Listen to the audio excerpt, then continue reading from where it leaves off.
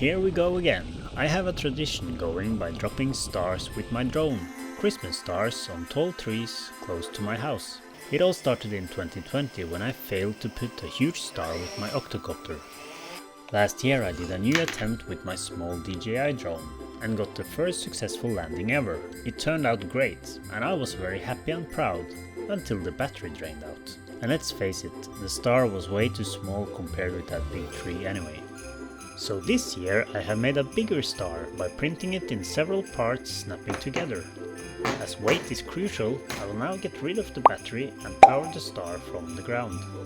However, having a wire dangling around is no good either. I learned that back in 2020. So I have added a magnet contact to the star and plan to first land the star and then connect the wire afterwards. I'm very excited to see how this works out.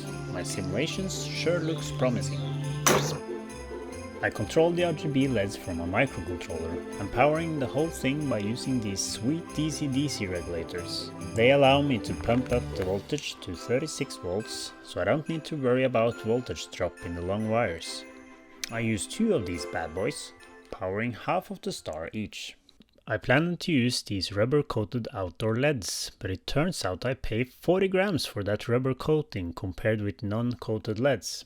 So I rather spray them with some PCB coating and save those precious grams. The last year's star weighs 111 grams including the battery. The new star lands on 146. I'm pushing the limits for the DJI Mini 3 Pro here, but I think it will manage. I will use the airdrop unit I made last year, just with a small software update.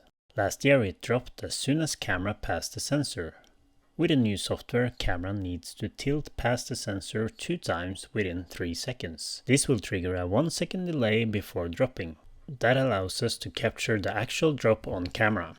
All great technological achievements have one thing in common. They use highly advanced simulators to develop and train to reach truly amazing results. My task is no different, and that's why I've spent months building the world's most advanced Christmas tree simulator.